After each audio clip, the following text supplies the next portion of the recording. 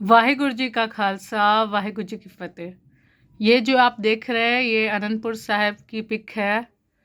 मैं गई थी लेकिन मैंने लेना नहीं सही समझा, इसलिए क्योंकि किसी भी गुरुद्वारे में जाके अगर आप फ़ोटो खींच रहे हो तो उससे पहले आपको याद होना चाहिए कि आप फ़ोटो खींचने नहीं आए हो, आप दर्शन करने आए हो। ठीक है, वीडियोग्राफी बनाना, फ़ोटो बनाना ये सही बात नहीं है।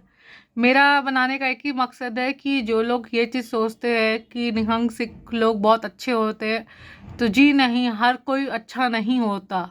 उसमें से कुछ तो ऐसे इतने गिर चुके हैं ना कि वो खाली बस देखते हैं कि मौका का फ़ायदा कैसे उठाया जाए।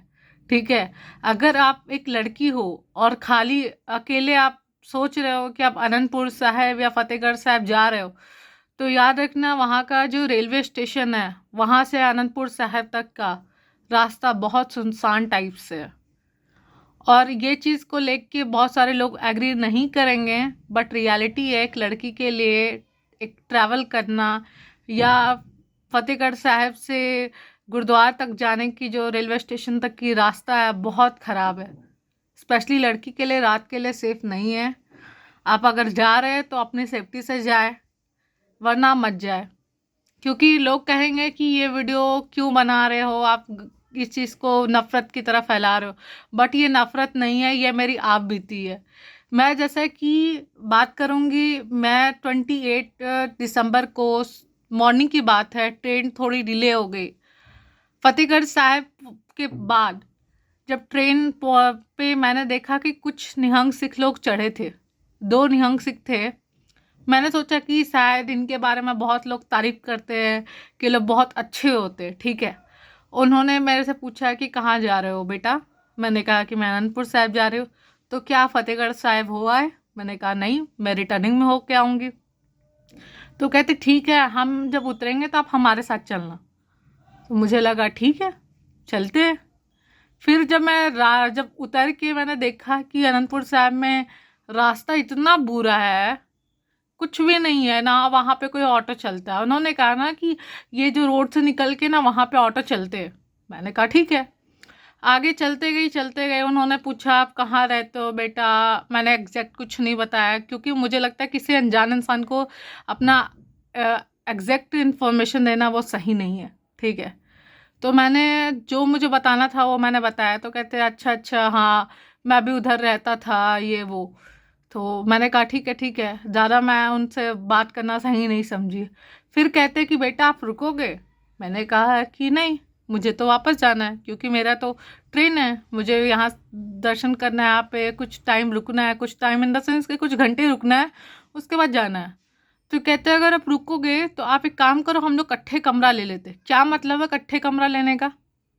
कुछ शर्म नहीं आती कि मैं उनकी बेटी हूँ, बेटी समान हूँ? आप कहना क्या चाहते हो? उसी टाइम मेरा दिमाग थोड़ा लगा कि गलत हो रहा है, कुछ तो गलत है।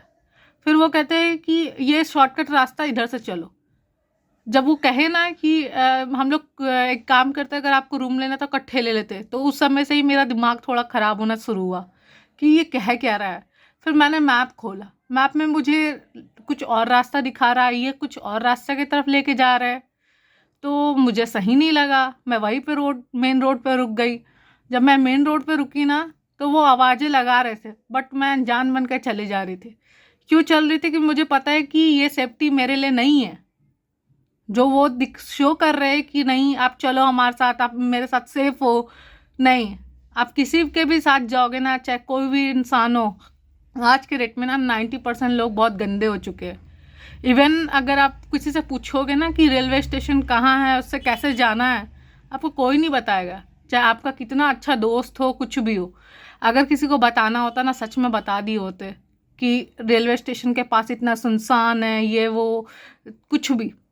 ठीक है, कुछ भी किसी ने कुछ नहीं बताया। मेरा उन बहनों को, उन माँ को एक मैसेज है कि अपनी सेफ्टी अपने हाथ पे है। कोई कितना भी आपको लगे अच्छा है या आपका सगा है, कोई नहीं बन जाएगा सिवाय अकाल पुरख के। एक चीज़ याद रखना कि ब्रेव बनना ही सब कुछ है, जो नहीं बनता उसको बहुत प्रॉब्लम आएगी।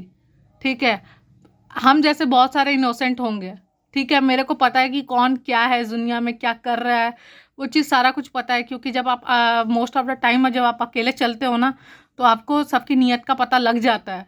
वो नीयत का पता लगता है तो फिर वो इंसान थोड़ा सा अंदर से होता है कि मैंने किससे बात कर लिया।